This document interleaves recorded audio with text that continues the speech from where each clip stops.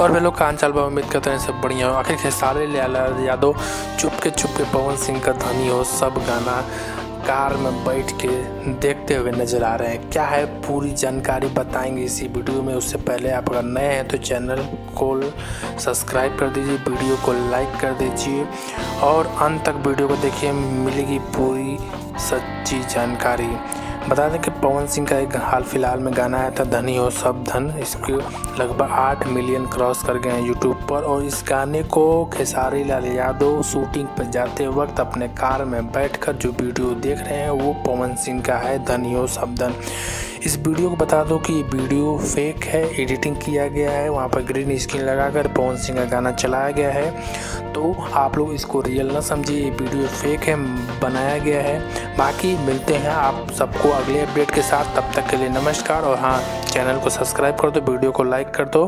धन्यवाद।